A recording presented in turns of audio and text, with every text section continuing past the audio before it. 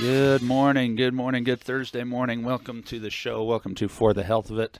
I am Dr. Scott Phillips, local chiropractor and frog and throat, owner of Lifestyle Chiropractic and Wellness Center in the Clock Tower building on Main Street. And I'm excited to be your personal health expert for the next hour. We have some fun guests on this week. It is our last Thursday of our Heart Health Month. Which is February, and so who better to end out with than representatives from our illustrious and fun Wasatch Health Department, and so anyway, Wasatch County Health Department. I thought there was a word that I was missing there. So we are going to talk to them. We have some great representatives from there.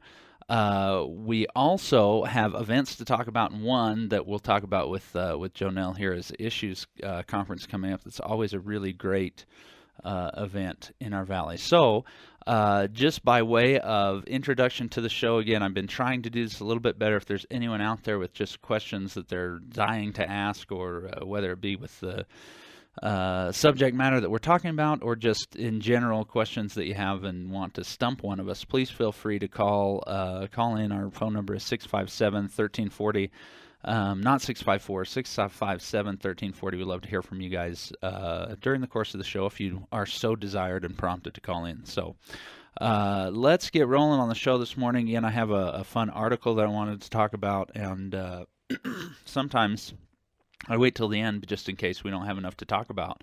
But I don't know what to think. I don't think that's going to be a problem. So what I want to do is first let's talk about Issues Conference a little bit. I'm going to introduce Jonelle Fitzgerald. Let's make sure I've got your microphone turned up here, Jonelle. And Jonelle, again, you're with the Wasatch County Health Department, and it's you guys that put on Issues, right? Isn't it the health department that sponsors it? We're one of the partners. Okay. So yeah, the health department is one of the county agencies that puts on the Issues Conference. We also work with Parks and Rec, USU Extension. That's USU, not UVU. Utah State University. How come UVU doesn't help you? They have in the past, actually. Actually, a lot of people help put this on. So Wasatch Mental Health, the Center for Women and Children in Crisis is very involved this year in helping us out with that. And Wasatch School District, of course. Yeah, I don't mind to put you on, or mean to put you on the spot about, hey, would you name every single person? Yeah, okay. I just wanted to give you a lot of credit because I know you do a ton of work on it. Now, yeah, it's a big conference, and we generally have over 1,000 attendees at that conference, which is huge for our valley. And we've got an incredible keynote speaker this year, which will be really fun. Jason Hewlett's going to be presenting. I was going to ask because I know I've seen the flyers and it's given the name, but I've never seen the actual who the person is. Yeah. Yep. And someone even asked in my class the other day, they said, do you know who the keynote speaker is? Because it's this like almost brewing to be this fantastic mystery. So I said, listen at 9 on Thursday. I'm going to make her tell us. Oh, there you go. So you got it now. It was super easy. Yeah. I just you cracked really quickly. Yeah. And he's super funny, a real entertainer with a message. So we have got some great messages. I think there's 10 different breakouts after that keynote speaker, and presentations to parents specifically about things to watch for with their kids, and drugs, alcohol, tobacco, and signs to watch for to keep kids out of trouble. Sure. Sports and having good sportsmanship is sometimes an issue, and we've got a guy that's coming to talk about his presentation's called When Passion Turns to Poison. Oh, cool. So because we all are very passionate about our sports, but having good sportsmanship makes a big difference in in our enjoyment of the game even. So listen up, BYU and Utah fans, right? Wasatch and Park City. Okay, as well, that's probably South Summit, North Summit. Yeah, whoever you are. Whoever you are, it's time for it not to turn to poison. I like that's a great way to describe it. So there's also a group this started at BYU and I think USU again as well, some college students that started an initiative that they call Fight the New Drug. And in the past 3 years, their initiative has rolled out in multiple states. But what they're about is letting people know how dangerous pornography is. Sure. And they call it the new drug. Yeah. And truly, it is addictive. And they have a very interactive, entertaining presentation that just shows all of us how dangerous pornography can be and how to avoid it, because it does get hard to avoid with the media and everything well, you're that just we see. slammed all the time. Mm-hmm, we are. Victoria's Secret now has a swimsuit show coming up on Thursday that I was watching a daytime television show. I was like, oh my goodness. So anyway, it's everywhere, isn't it? It is. Even the advertisements during daytime TV or kids right. hour cartoons. It's crazy some of the things they can't show that on TV, can they? I remember they did I'm surprised. Yeah, they did this family show. I can't remember what it was. It might have been around Christmas time. And then right at the end of the show, there was no commercial break. It went right into one of these like evening primetime shows. And the very beginning of the show is this really steamy scene. And I mean, parents just went ballistic, right? Because here their kids finish. I think it might, like I said, I think it might have been some Christmas special or something. Kids are finished watching Rudolph do whatever he does, and then all of a sudden, if mom doesn't turn it off right then, they're just slammed with it. Right. And no, you're right. So that's college kids coming to do that. Right. Yes. That's awesome. And they've actually had a lot of other people join their cause, and it's grown into a pretty big movement, which is really cool. So. We've also got Mr. Burnham that's going to be talking about bullying. Yeah. This is going to be a fun one. We call it "Call Me Maybe." It's a good song It's too, going to right? be about relationships. Okay. Yeah, about relationships. Whether you're hanging out or going out, learn the elements of a healthy relationship. Yeah. So that'll be fun. That's something that's important for all of us as well, and especially teenagers as they start dating. And it's important to know what you're getting into and know the people that you're becoming involved with. Doesn't that first breakup feel like the end of the world? You know, it's like I remember I was borrowing a friend's electric guitar, and I'd like learn this song for this girl, and then she broke up with me, and then I was like, well, what do I have this guitar for? I remember really soul searching. I was probably a sophomore in high school, but I remember it being a very significant event in my life. Mm-hmm. Which, of course, looking back, if I were my parents or any adult looking at it, they probably laughed. But luckily, my parents didn't laugh.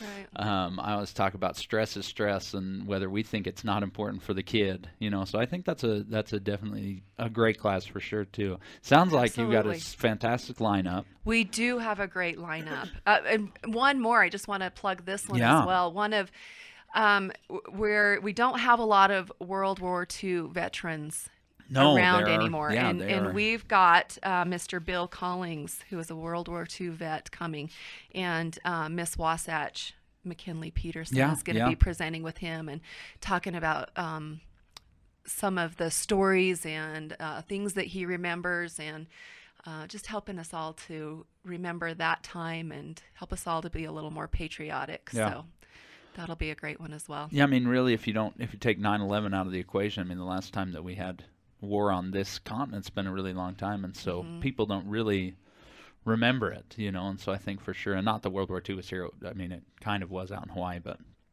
I think listening to these, you know, veterans is a really important thing. Like you say, there aren't a ton hanging around anymore. Yeah. It's an opportunity to get to hear from him. So communication workshop, a financial wellness workshop. So really good things for us all to learn about. So we hope that everyone will be able to come out. We'll have kids activities for the elementary age kids of conference attendees. Of course, we wouldn't ever want anybody to drop their kids off. That's not what it's about. But I wondered come to the workshop if you're able to screen while that. You're there. Right? Hey, we're going to this class. No, there's no class out the front door. There's a class over there.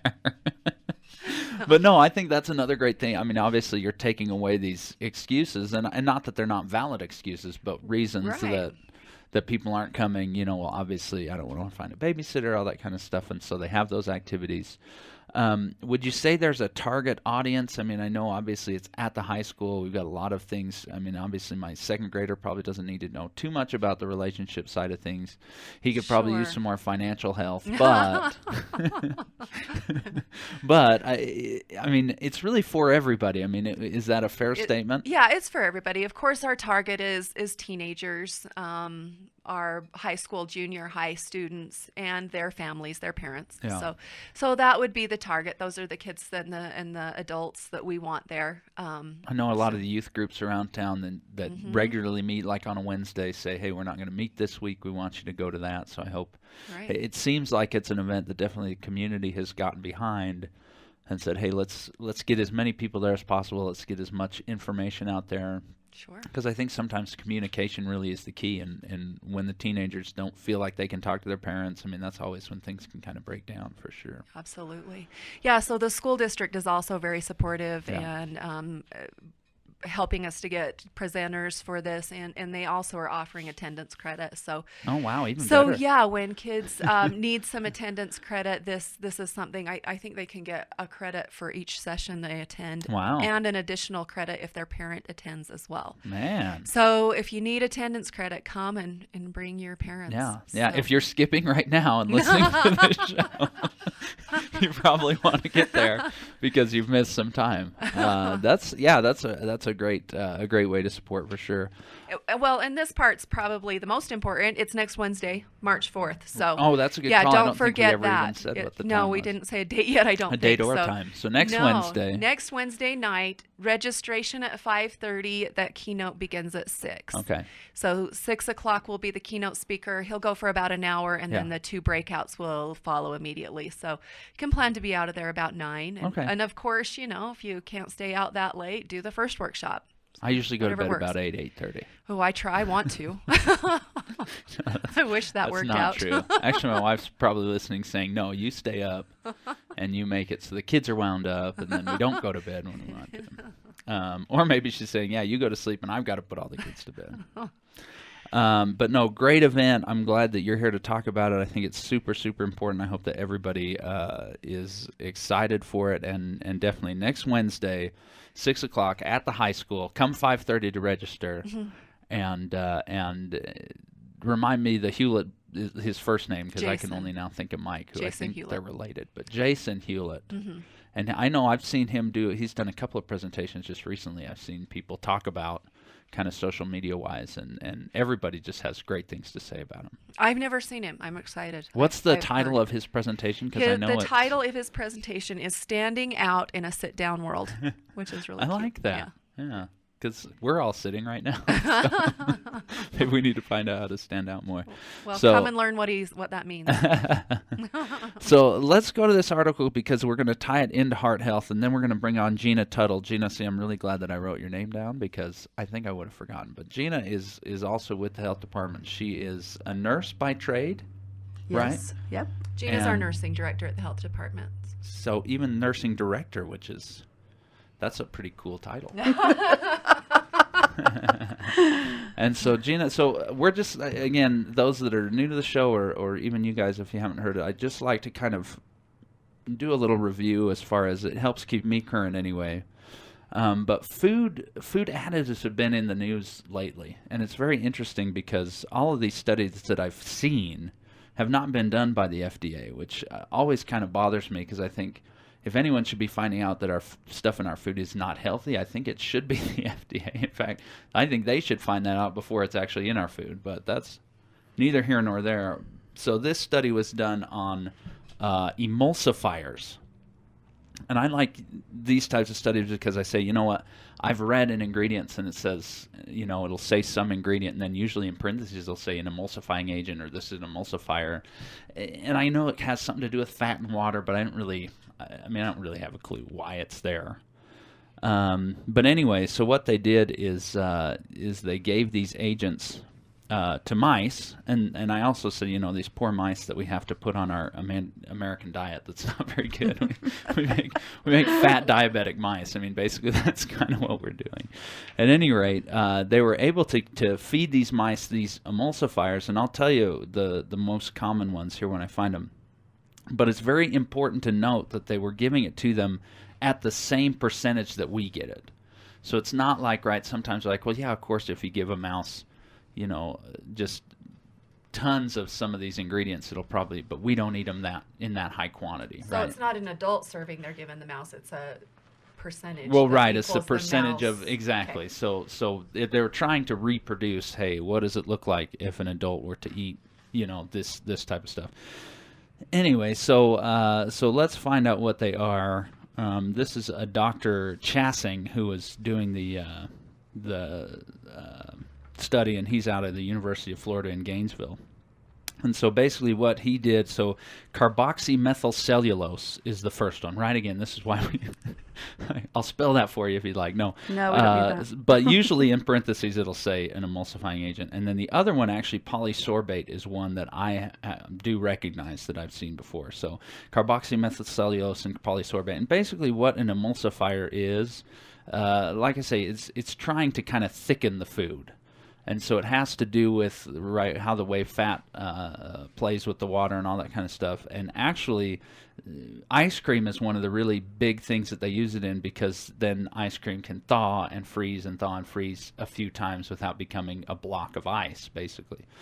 And so again, it has to do with keeping it, able to be on the shelves longer and that kind of thing. So they put these emulsifiers in, and it's about at a 1%. I mean, it's not very high how much they have to put in there. And so these healthy mice soon began eating more. They were gaining weight, higher, blood sugar control problems, right? Does that sound like anyone that we've ever heard of here in America? And compared with these control mice. And so basically they were looking at having this general metabolic syndrome, and I know, Gina, you know for sure what that is and how it plagues the United States. And so basically then they said, okay, well, let's go a little deeper, let's see what's going on. So then they took some gut tissue out of these mice, and they looked under a microscope, and they actually saw also some signs of low-grade inflammation. Which, like I say, when we talk heart disease and we talk the relation to inflammation in the body, this is one for sure that they say, okay, yeah, there's inflammation here in the gut, which then can also lead to some gut problems. They say, well, why was there inflammation? Actually, some of these emulsifiers contributed to the growth of bacteria that live deeper in the mucus layer and then actually can digest the mucus of the intestinal lining. Which sounds fantastic, right? Everybody wants something like that. But basically what happens is there's this injuring of the gut tissue that's happening, that's prompting the inflammation response. And as long as that bacteria is there, the inflammation will continue to be there. So now obviously they said, okay, well, how do we equate this into what humans are eating and all that kind of stuff? And they said, okay, well, mice eat differently than humans for sure. Their diet is very different. And so now he wants to kind of replicate the study maybe in some pigs or somewhere else that might. That's kind of weird that he said pigs. I don't know if that was deliberate, but apparently they have a similar diet than we do. At any rate, but he said, that would be a good thing to do now, is to look at it. But he says packaged products are very loaded with emulsifiers and freshly cooked foods are not. So this is one of the simplest ways to avoid these agents. I also kind of laugh because there is a thing that says, in the article he says, ultimately the ideal experiment would be to compare people who are eating foods with and without these agents in them, but completely eliminating these compounds from a person's diet could be tricky. Which I agree with, but at the same time, just because it's hard doesn't mean we shouldn't do it. I don't know, when I read articles like this, it almost somewhat bothers me because I think, really it's just trying to eat better foods, more whole foods, all that kind of stuff, but it's almost like we somewhat disregard it and be like, well, it's okay because I've been eating this way for a long time. And you say, okay, well, America's been eating this way for a long time, and here's where we are in our health. Right, and not just in adults, but now we're seeing it creep up in the kids. And I think something has to change. And so it's funny that this article wouldn't say, stay the heck away from emulsifiers, right? They're saying, well, it might be hard, so maybe try it. I don't know. I just don't feel like it gets the weight that maybe it ought to get. When a study like this comes out and says, oh, by the way, if you eat this stuff, now you have bacteria in your gut that now digest the mucosal lining. That sounds pretty serious. But anyway, so hopefully those listening can at least get a little bit of my own dramatization of it and say, look for these ingredients. Again, the polysorbate is one that I have seen before, but usually it'll tell you that it's emulsifier, and again, you'll be surprised at how many of your foods have it, unfortunately. But if we can start to stay away from that, I think it would be a really good decision, not just from our gut health, but now as we transition, like I say, into heart health. With Gina here, I know, Gina, and you're probably up on this, that really we're starting to look at generalized body inflammation as a pretty serious, that's correct, pretty serious indicator as far as how heart health goes. Absolutely. You have that inflammation that goes on, which really attracts the plaque to the lining of your arteries. And that, looking at heart health, can be, significant to your body. Well, and I think when we talk plaque, right? Well, why does plaque build up in my arteries? Really, plaque is it's almost an immune response. It's a body repairing itself response. And so when this inflammation is in the arteries, the body says, "Hey, something's going on. We got to support this area. We got to build some plaque," and that plaque can then calcify and can actually close off if the area is under attack as much. And so you say, well, a little inflammation here and there, and then the body can turn it off. It's not as big of a deal. But if we're constantly bombarded with inflammation, then it's just going to always go. Right. And I have to shout out too really quickly, because we're talking heart health, and this hit home quite powerfully a few days ago. Just Monday, a good friend of mine was playing basketball. You guys probably know this. We do know this. Yeah, we talked about it this morning. Playing basketball, very active young man. Well, he's older than me, but not that much older than me. And just drops, right? And I don't want to say drops dead, because he's alive and well, and he's going through some surgeries, obviously, and just thank heaven that circumstances were that they were, because plenty of people do drop and don't recover. And so definitely I'm just more interested now with February, with heart health, and with this friend of mine having these issues. I just think so here's my throwing out to an expert like Gina and say, what are we doing wrong? What do we need to be doing better? Well, I think so much now relates back to our diet, exercise, and our lifestyle. And we just have to keep moving forward on that. Here at the health department, that's one of our focuses. We work now with a program called Be Wise. Right. And it's geared towards the women who are 50 to 64 years old. Yeah. But that's something that we can offer to the women of Wasatch County, and women should be taking advantage of this if they qualify for it. Yeah. So it's wonderful. Is it kind of this generalized, like you say? I mean, you're talking exercise, probably you're talking diet, all that kind of stuff, and just we are good. Nutrition. Yeah. Key. Minding your salts. Which may not be an issue for some people, but we try to really give that to them. I know right now the key thing that you're seeing, and it's maybe the big buzzword, is lifestyle coaching. Yeah. So important for people to make a change. Right. They really need to have that help, that support, that coaching, and that's what we offer in our program. Awesome. See, listen, we've talked tons of times on this show about even statistics out there about people that try to make a lifestyle change just on their own, right? Giving pamphlets, giving reading materials, listening to a radio station, I don't know, right? I mean, don't we all know? I mean, most of us know what we need to be doing to make a healthy choice, and make a healthy change. And that is the biggest hurdle. Yeah. And it's little steps. Yeah. Making one change really makes a big difference. And when you lose even 10 to 15 pounds, can't believe what that does to your cholesterol level. Right. It's remarkable. Yeah. So I'll tell you that when we can get someone to be accountable to, right, when we're even just a friend, right, and I talk about someone that was saying, I've got a friend, she's my trainer, I actually pay her, so I guess it's a friend that I pay to be accountable to. So even if you have to pay a friend to be accountable, right, I think that's the key. And like you say, starting one step at a time. In fact, this is kind of where the foundation of this show started, where if you can just get one small thing as we chat for the next 35 minutes or so, if one thing sticks out in your mind, says, you know what, I can do that. I can do that one change. I can do that one thing. Don't worry about the rest of the stuff. people say, they're always, I feel like sometimes in my office it's confession, right? Because I'm coming in and they'll say, well, I know I do this, and I know I do that, and I know I shouldn't do this, and I should do that.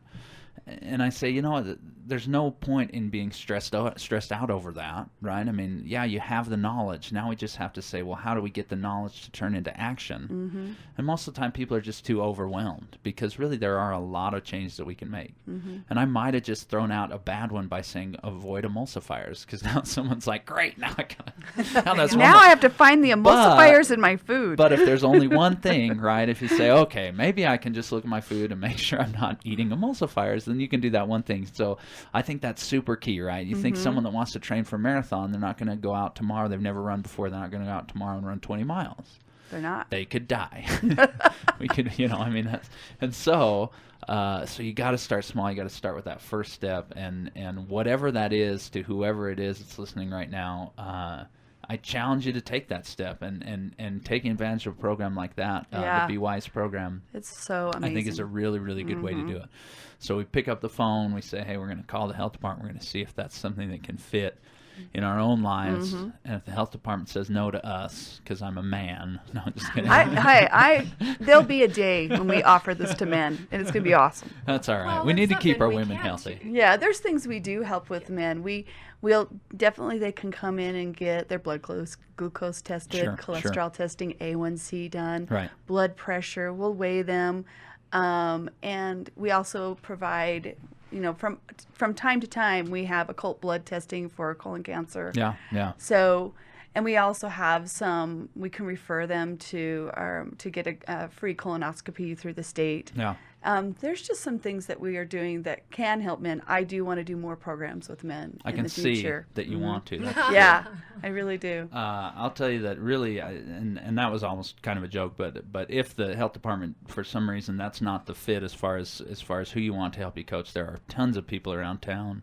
I've had some on the show that can help you with that, and even just a neighbor that says, hey, we both want to make some healthy changes. Let's get together, talk about some things that we want to do, and just get someone that you're accountable to, that you can call when you just want to give up or when you feel like you're overwhelmed. Just have somebody to call and say, hey, coach me through it. And they don't have to specifically be some sort of practitioner. They really can just be somebody that says, hey, you can do it. Sometimes that's all we need. Maybe record some things on your own voice and then play it back to you if you're getting. You got to do something, right?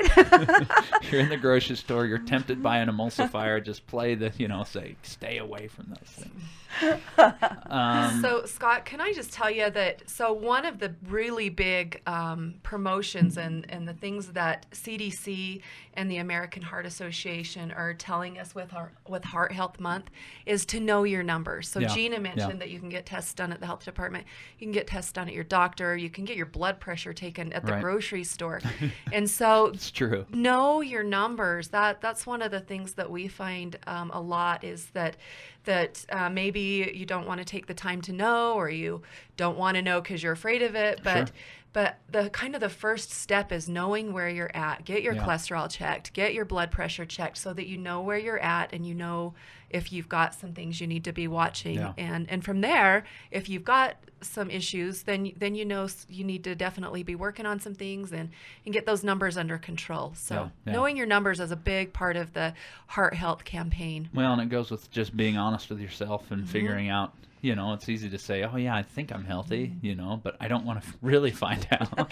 I think that's great. And I'm sure I did know that the health department does those types of things, those checks and things like that. But yeah, if you're just interested and you don't know where to go as far as getting those things checked, then the health department's a great resource for that. And we're certainly the lowest cost. So a cholesterol check is $20. A hemoglobin A1C is $20. Can't beat that. That's nothing. It's nothing. For $20, you might actually get to know. You get to know a little bit more about your heart health. That's right. And we've talked probably ad nauseum now on this show this month, but just so people are aware, I mean, really heart disease, heart problems are the #1 killer of both men and women in the United States and have been for quite some time.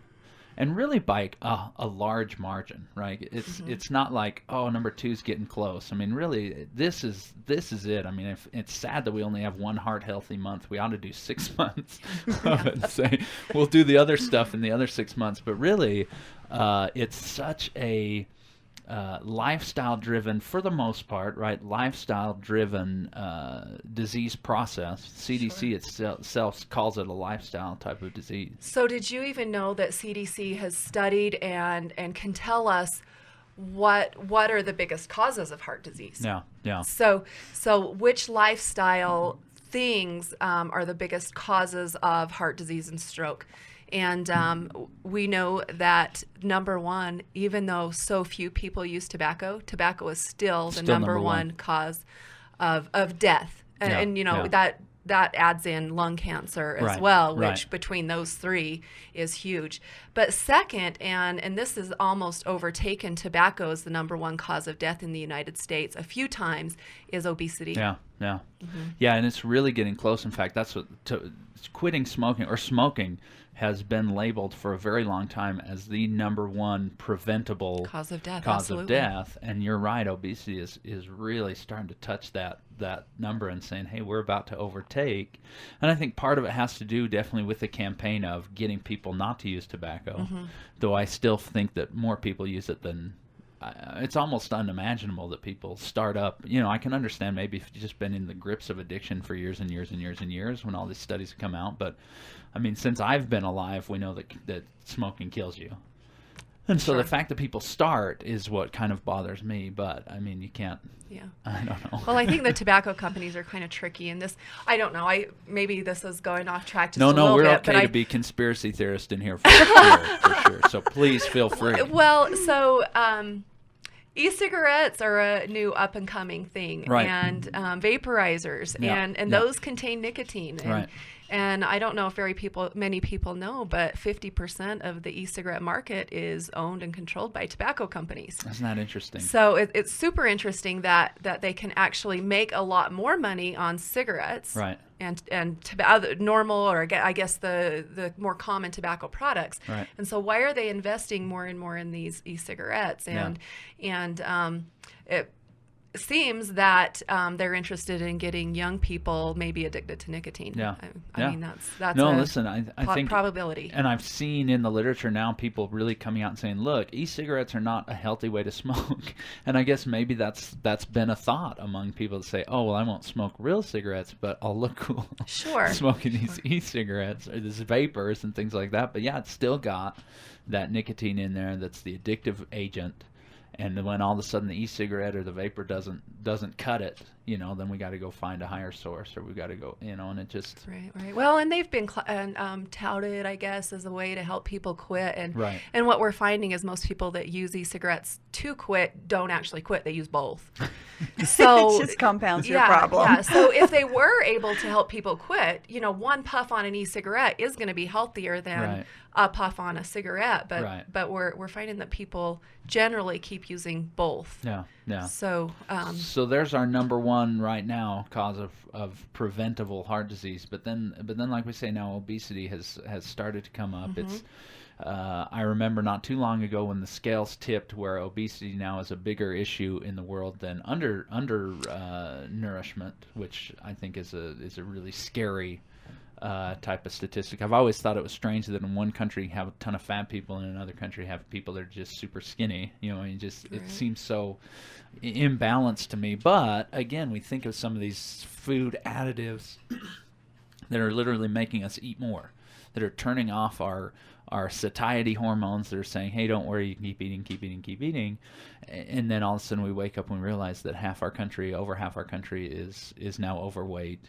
I saw a statistic that could go as high as 95% by the year like 2025 or 2030, something like that 95% instead of about that 66% it is right now.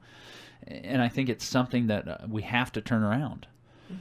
And again, like I say, when studies like this come out, or when we talk about soda drinks, like sugary drinks, I always talk about this experience I had running in the gym, and I saw the CNN article, or they were talking about this Harvard study that came out and linked drinking soda drinks to like 170,000 deaths one year. I think it was 2012, 2013, something like that.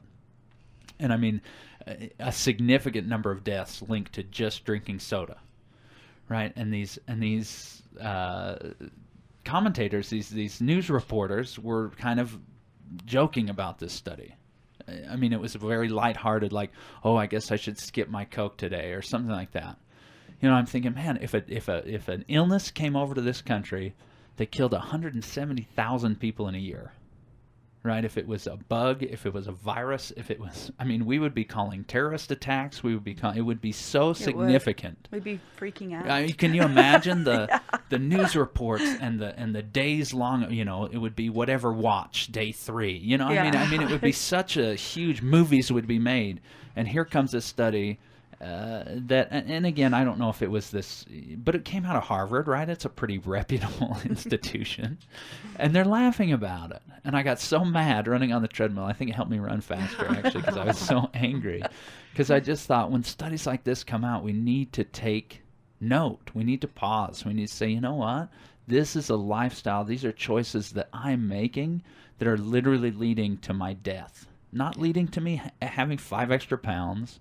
Not leading to me, you know, whatever else that we just think, oh, maybe it's not that bad. But really, it's killing us. The way that we're living is killing us. And again, this isn't a fun thought to have on a early Thursday morning. It's kind of cloudy outside, though, and so maybe maybe we can bring some cloud. But and so I just wish, and I don't know, Gina, I don't know if you've noticed this or you've had any more success, but how do we get people to realize that some of these things, and again, not by saying, hey, okay, I'm going cold turkey off my Diet Coke or my Coke or whatever, because that can be hard. I mean, there are addictive agents to these things. But how do we get people to realize and say, let's get you on a track to stop doing some of this stuff? Much like the tobacco industry a long time ago, where he said, okay, we really want to put pressure on people to start to quit. How can we start to put pressure on people to try to wean themselves off some of these things that are just so terrible for us? I know. I think it's slow and it's insipidous and it creeps up on you. And by the time you know it, you're up to like 48 ouncer. Right. So what I'm thinking to help people to move towards, you know, taking that off is, you know, increase more water in your life. Yeah. Even if you can't let go of your Diet Coke. Right. And it's so hard for you, try to cut down. Right. You know, keep working towards that, to cut that down. Yeah. You know, set small goals for yourself. Cut the amount of ounces that you're taking in and replace it with another drink that's, you know, healthier for you. Right. And so I think if, as a lifestyle coach, you know, if you can get them to make that small change, that they will take that, try that, and hopefully take away from it. And two, sometimes, you know, I don't know, for me personally, like when I do read data about things that can harm me, it influences me to a certain degree. Yeah, like I think, wow, God, you know, I got to quit that, you know, and it does impact me. I don't know if it impacts every other person, but for me it does. I think it sometimes can be that repetition, right? If we talk about it more and more, I mean, I can't count the amount of times. This is probably my 36th, 37th show, something like that I've talked about not drinking some of the soda drinks, right? And I've been talking about that for a lot longer before I had the show. Right. But I think, you know what, maybe this is the time that someone out there that's heard it 37 times in their lives, maybe finally 38, they say, you know what, maybe I should start. And I love that idea, right? How many of us could benefit from drinking more water? Right. You know, and actually there's a kind of a, with kids and sodas, that's kind of what I would say is I said, look, Mom, tell them they can drink the soda as long as they drink the equal amount of water beforehand. Right, so that's one of the things I talk about. If you're going to drink a 16-ounce can of Coke, okay, or Sprite or whatever, okay, that's fine. Let's get you 16 ounces of water first, then go ahead and try. And when I can hold that much. Well, yeah. Don't tell them that part. With you know, with pregnant women who come to see me, you know, that's one of the messages I give them. I'm like, if you drink something with caffeine in it, which is more of a diuretic. Right. I want you to drink you have double to drink more that. Water. Yeah, exactly. So cut down what you're drinking as far as caffeine or sodas. Right. And then double the amount of water because I can't have you dehydrated. Yeah. You need to keep your fluid up. I think we'll finally realize that we're starting to make a difference when people are coming out of the gas station with their big, like, I mean, how many ounces does that hold? Like 64 ounce, those mugs, you know, or whatever it is that are like, anyway, that instead of making us look like giants, they make us look like midgets holding these things. Instead of them filling up with Diet Coke, they come out because it's full of water, right? What if we started filling those things up with water and drinking them 3 times a day instead of the Diet Coke? I think maybe wow. That's a lot. Maybe we'll make a change. Now you'll be, maybe we don't start out with that. So 64 ounces is recommendations in a day, and that's something to shoot for. That, start making sure you're getting your 64 ounces of water every day. Right. So. And so if you're ready to drink 32 ounces of your soda, let's say, hey, you know what? I've got a water bottle here. I'm going to see if I can't get some of that in me too. Right. And this is, again, we harp on it. Oh, we've got a call coming in. This is always sketchy. Sometimes it's something that actually has to do with what we're talking about. Other times it isn't. But why don't we shoot for it, right? All right. KTMP, what can we do for you? Hi. In relation to just more water intake, the way I do it is I infuse stevia into my water. Oh, you're actually putting stevia in your water. So if there's some way we could market stevia to people, bet you $1 million they drink more water. So tell me who this is. Tell me your name. Casey England. I'm from Heber City. Hi, Casey. It's good to have you calling on the show. So do you do the liquid form, or do you like the sugar form, or what's your preferred form of the stevia? I like the liquid form. I get it from Apple a Day, health food store. It comes in different flavors. Every day I drink vanilla stevia with a lemon and about a gallon of water, and that's how I do my water. So I really, really appreciate the feedback, because honestly, I think this is one of people's biggest issues with water is they don't love the taste of it. Isn't that it's kind of a funny way to say that, but people love their treats when they drink it, right? In fact, I think the study has been that about 24 to like even 30% of our calories is coming from beverages, which is an amazing number. And so when you say, well, I just don't like the taste of water, so a really great idea to try out some of that liquid stevia. Again, it's a 0-calorie sweetener, but it's not an artificial sweetener. And I like the idea of a little lemon, give you a little bit of sourness there too. Yeah, I think it can appeal to all sorts of tastes. They have root beer, they have chocolate. I've tried the root beer kind, actually. Flavors. I've tried the chocolate. If you could wean yourself off of, or if one could wean themselves off of soda and infuse stevia, as opposed to those liquid sugars that you see in the supermarket.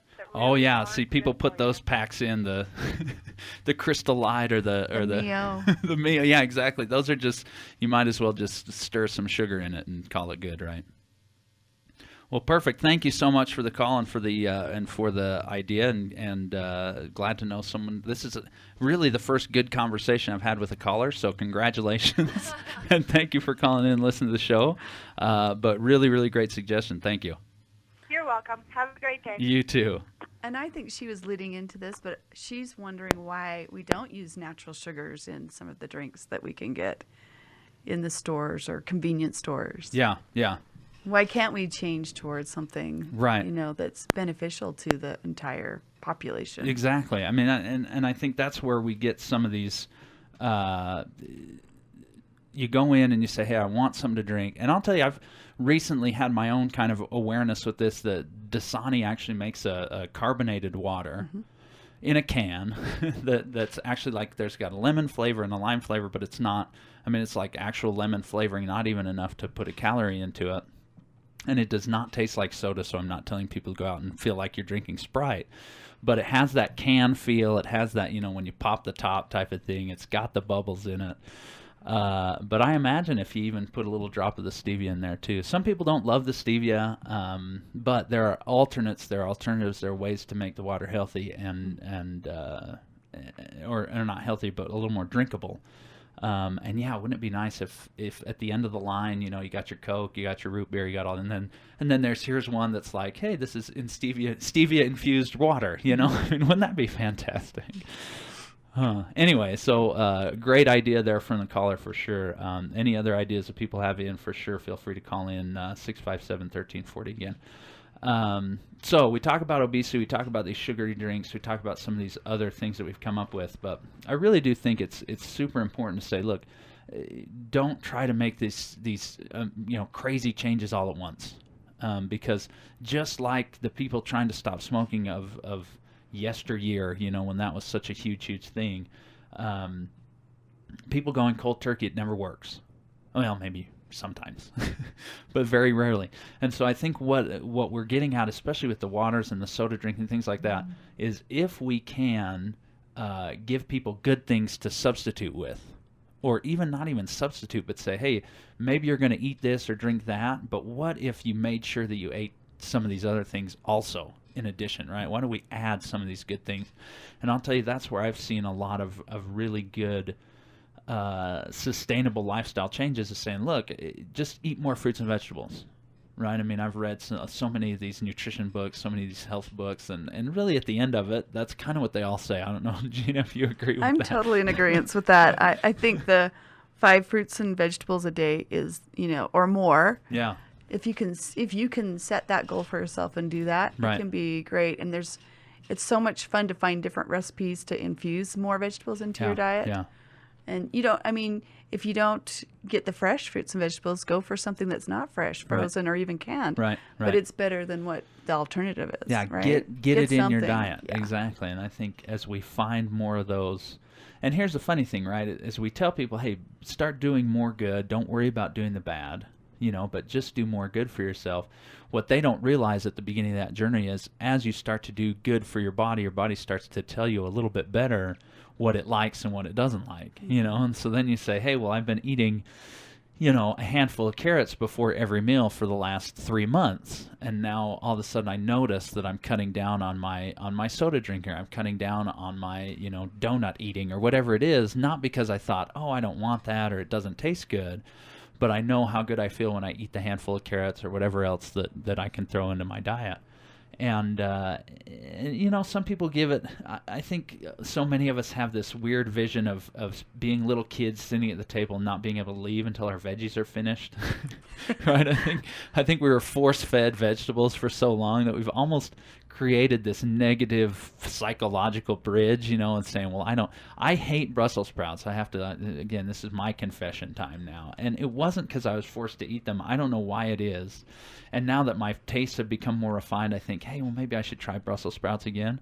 I hate Brussels sprouts. You might like them. It didn't change. I really did. I tried them, and it didn't change. And so that's the other thing I want to tell people is don't try to eat things that you hate, right? I mean, if your mom forced you to eat carrots and you just don't like carrots, then don't go buy carrots right now. Mm-hmm. Start with something you like and go to the produce aisle and spend some time. There are some really cool looking foods out there. Yeah. One thing we've done at the health department that I think a lot of workplaces could do is that we have a kitchen at the health department, and we stock it with fresh fruits and vegetables. And so when I want a snack, guess what? I can go to my fridge and I can have a sliced pear. I can have peppers dipped in ranch even, but it's still you still got the pepper. I'm still getting those things. It's been one of the best benefits that we've done for ourselves as employees. Yeah. And so those people out there who do have businesses or or work with a group of people, get together, and it's a small purchase to buy fruits and vegetables, fresh fruits and vegetables, and have them there, because what you're going to do is you're going to try to grab something that's not so good for you. Right. And so it's been the best thing for me. Yeah. That has totally been great. That's great about that is the health department doesn't buy our fruits and vegetables as staff. We just went in and bought our original fruits and vegetables. And now when you go take an apple, you put in a quarter, and that funds our fruit bowl. We fund ourselves. Yeah. It's really cool. Self-sustaining. It's self-sustaining. We all love it, and so I guess we've been doing it for how long? A few months. Maybe 3 or 4 months. Yeah. Huge change for me. Yeah, I'll tell you that's, really when you prepare for those crises, right? Because when we're a sound mind, making healthy decisions is quite easy. You say, oh, yeah, okay, well, I feel good. But when we're ready to, and our body's angry at us, and it's saying, hey, we just want to grab something quick. And I think the idea of convenience has been something that's really fueled our obesity epidemic, because convenient and right at our fingertips is usually stuff that's not great for us. Mm-hmm. Because we say, oh, but I got to peel that orange, or oh, I've got to, even that small step might be enough to say, never mind, I'll grab a handful of, chips or whatever it is. And so I think that is a big key to making these changes. Definitely prepare for your worst times. You know, I mean, if you know this is the time, this is what sets me off, so to speak, and it could be, hey, I just need a snack in the middle of the day. And honestly, most of us, to eat, you know, a lot of people skip the breakfast, and so they'll go into work feeling like, oh, I'll make it till lunch, but then they don't. Or there's not enough time to eat as big of a breakfast as maybe you want to keep yourself full. Or some people's metabolisms, they just need to eat more often. But make sure something like that. I think that's a fantastic idea that anyone can do at work, and especially if you are the person that is in charge of the workplace, a really good, healthy idea for your employees. Yeah. And I'll tell you, healthy employees are more productive employees. They're happier employees. If you put out donuts, you can guarantee that every one of your workers will be asleep by 11 o'clock in the morning. I can tell you that so bad. Right now, that they will all crash, you know. But if you have that available, a little bit more of a healthier alternative, I think it's a great idea. I love that idea. Yeah, it's awesome. You know what? I was just thinking, we've talked a lot in your study about sugar and how they can directly relate sugar and sugary drinks to years of life. Yeah. We heard a presentation a few months ago from a Dr. Joy in Salt Lake, who had read studies and was talking to us about being able to relate or show real years of life lost to physical inactivity as well. Sure. And we've been learning a lot more lately about being more active in your day. And adults need to get at least 30 minutes of physical activity every day. And, right.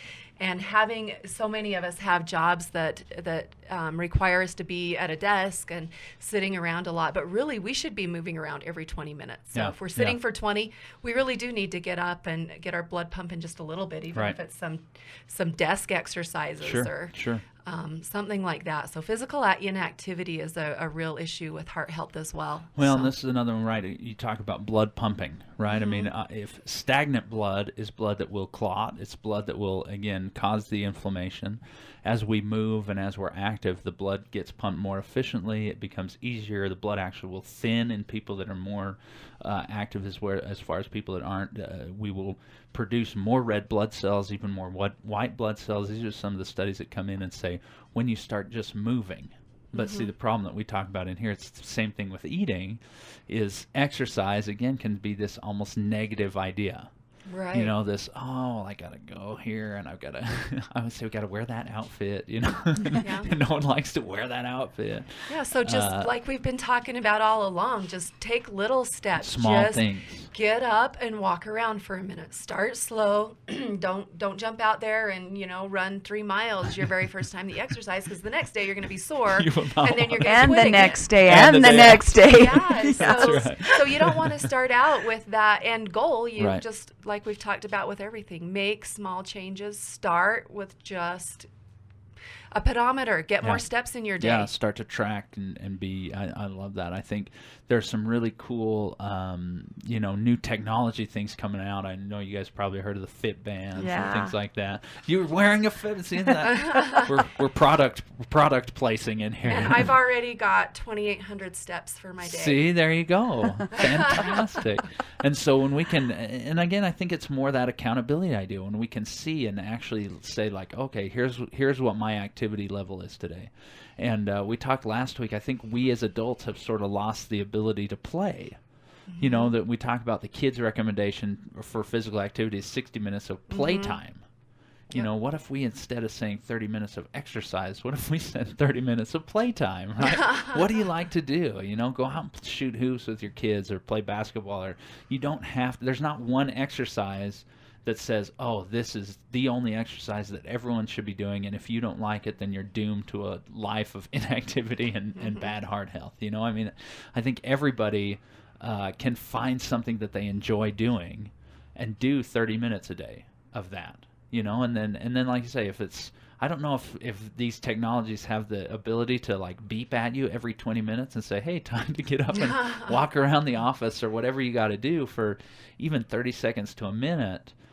I think people would be surprised how much more productive they would be by taking those little breaks than just trying to power through an 8-hour day. Our brain works better when Right. we're active. And actually, there's more and more studies at school about kids that get their heart rate up being able to perform better on tests. Exactly. Math and all of those things come better when Yeah.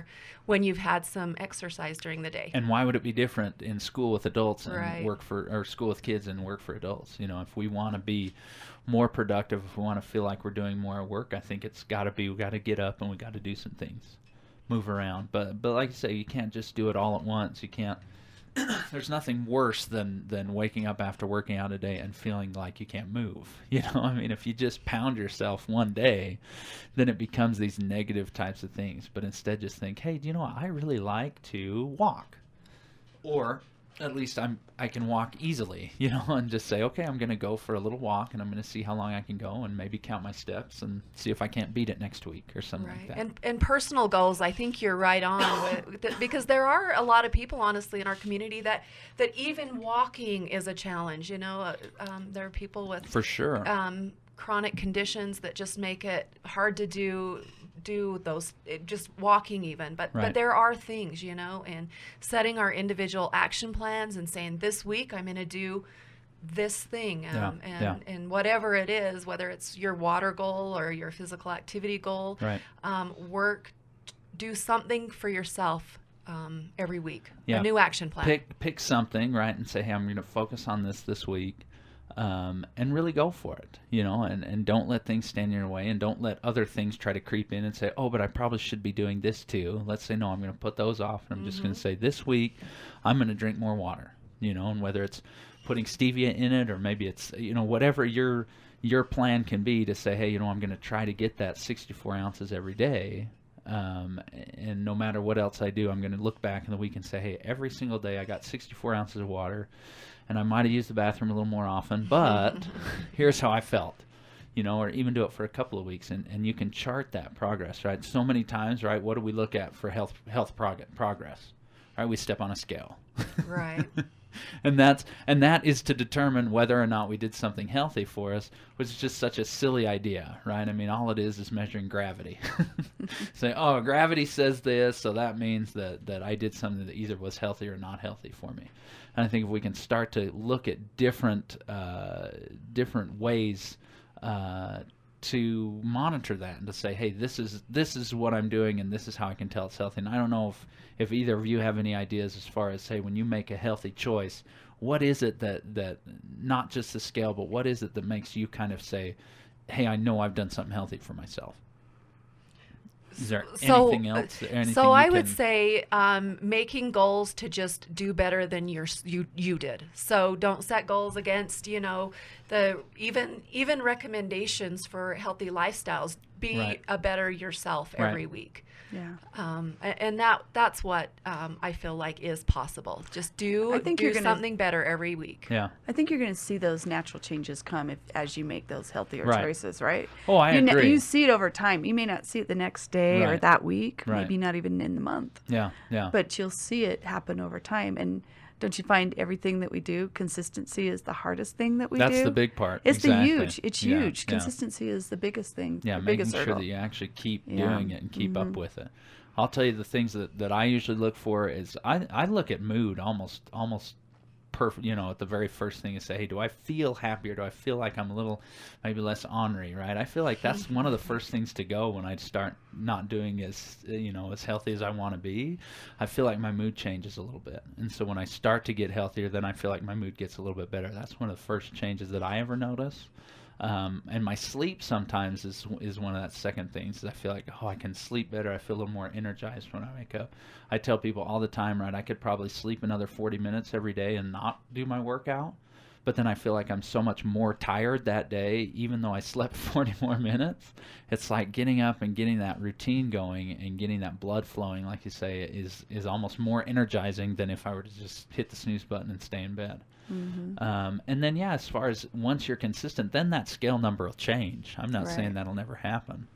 But I feel like when we use that as the only measure after doing a week's worth of of something healthier, then we say, shoot, I'm up a pound, and then we're like, oh, never mind. I guess that was bad for me. That's happened to me. I know. Right? And it happens to a lot of people. What? I had this awesome but I've been week. doing this. Yeah. And it almost cheapens those changes that you made. And so I just caution people of just using that because what I can tell you, and I like that idea of doing better than you've done, right? If you take a look at your diet, right, 4 to 5 servings fruits and vegetables, let's say 5, because 4 is, we don't want less, we want more. Let's say 6. We want, more, even up to 9. 9 to 11, recommendations. Exactly. But let's say we take a hard look at our own diets and we realize, you know what, I'm good to get 2 a day, and those are good days. Start there. Not counting French fries and ketchup. You cannot count that. I'm vetoing that exactly. Right. No counting that. Fresh fruits and vegetables. But you look at it and you say, shoot, I didn't even get 2 or even 3 this every day this week. So guess what? This week I'm going to try to get 3. I'm going to be very consistent. I'm going to say I'm going to and look, there's 3 meals in the day. And you say, I'm just going to have something with every meal, and I'm going to do that consistently this week. I'm going to have 3. Say, hey, I did that, and I like that. Maybe this week, now I'll try to do 4. Instead of saying, hey, I'm at 0 to 2 every day, I'm going to go for 9. Yeah, I mean, it's not realistic, but so many people kind of think this way. And then when we fall off the wagon or whatever you want to call it, then we just think, well, never mind. I'm just not going to mess with it. I can't do that. Right? I can't do it. Right? Just like this article that says, it's very challenging. Well, yeah, it's challenging, but it's such a great thing to shoot for. Yeah. I mean, man, if we could put these packaged food industries out of business. And I like your idea of an exact plan, 1 each meal, or maybe I'm going to have 2 vegetables at dinner. Making those exact plans is gonna help us actually get there, instead of just saying at the end of the day, oh, I haven't had my 3. Oh shoot, I better get my I better eat 3 apples before I go to bed. Which is okay too, but if you have a plan for the day, you're more likely to accomplish that goal. So true. Or maybe I'll have some of the fridge at work. Yeah. In the fridge. Like that's how I've got my 5 a day or yeah, more. It's fantastic. It made it happen for me. You go in and you say, hey, look, I can. You said pear. That's my kryptonite. I love pears so much. So good. I mean, really, what's better than when you get a good pear that's in season? And peach, kind of the same thing. But I mean, I don't know of a sugary dessert, ice cream, whatever, of anything that I've ever had that even compares to that taste. Yeah. I love. So one of my nurses came in because we had a meeting. She had pears just sliced up. Yeah. And we all just had some. And I'm like, wow, this is very nice. I like when you come in and you got pear juice all over your shirt because you're just like, I've been rocking the pears. Hey, Scott, can we talk a little bit about our Be Wise program? Yes, at the Health please Department? do. We have time for that? We do. We probably have a minute or two, but I don't care going over. So I love plugging this. Yeah, because I want this you to. program is so awesome. And this program started with 1-2 Free, which was our breast, cervical, and mammogram screening for women between the ages of 50 to 64. Yeah. And from there, we've seen the changes where we've seen the metabolic issues that's been happening. It became so important that this program brought on the Be Wise program, which includes with that assessment, which it'll include your cholesterol screening. It'll include height, weight, BMI. I should go back from cholesterol. We do blood glucose and hemoglobin A1C when indicated with that. Right. And then you meet with a lifestyle coach, which is if you had to purchase this person to work with you, would be a lot of money. Yeah. And this is offered free to our women. Right. And so they get to sit down, make their individual goals like we've been talking about. They can be small steps. They get to choose their goals. We're not choosing that for them. You don't force a regimen on them. No, we don't force a regimen on you. You start how you want to start. Yeah. It can be the smallest thing. It can be that I'm just not going to put salt on my, or I'm going to walk, 3 blocks a day. Sure. That, or whatever your goal is. And then your lifestyle coach will call you in a month later. And if you've attained that goal, you get to move on to another goal. Cool. And so it's a progressive thing. And we see yeah. these women yearly and we track how they're doing. Yeah. And it's probably one of the sweetest programs we have at the health department. That's just, it's making changes in people. And so to qualify for this program, you need to be age 50 to 64. And we encourage all of our clients at this age range to do this program. And even if they've had their cholesterol checked recently, they can receive counseling on how to improve their cardiovascular health. Yeah. To meet the guidelines, must need a mammogram at least 12 months since their last mammogram. They need to plan on coming in fasting for about 9 to 10 hours, but we like to encourage lots of water and take their normal medications in the morning. Yeah. And it's a 90-minute appointment, and it is based on your income. So you can call and see if you qualify for this program. Yeah. So we also see women for these same, we see women as well that are younger, but we do basically the breast and cervical and mammograms for them as well. Yeah. And it's very low cost, and it's based on your income. You can have insurance, so it's based on more on your insurance, more on your income. Yeah, but you don't have to be uninsured to take advantage of it. Right, exactly. Yeah. So, Good. Yeah. Give me the number of the health department so people can call. Our number is 435-654-2700 is our main number. And another number that goes right to the nurse's station is 435-657-3307. And they can get a hold of you guys and say, hey, we want to know if we qualify. Mm-hmm. And even if they don't, then, I mean, they can still get some of these tests for sure. Exactly. If they don't qualify, we still can do these tests for very low cost for them. Yeah. Really, really great. Great to have you guys on again. It's always fun to see how, and we're going way over because we're having so much fun. But again, I don't know, Jonelle, if you got any final thoughts or words for us, but we're pretty much right at that time. No, I'll let you close the show. Just come to Issues next week and make a goal to be more healthy this week. Good. Do something. Pick something that we talked about or something that we've talked about or something that you have just thinking, hey, this is something I need to do. Do it consistent. Do it for a week. I'll check up on you next week and go out and be healthy if you do nothing else. For no other reason, do it just for the health of it. Thank you for listening.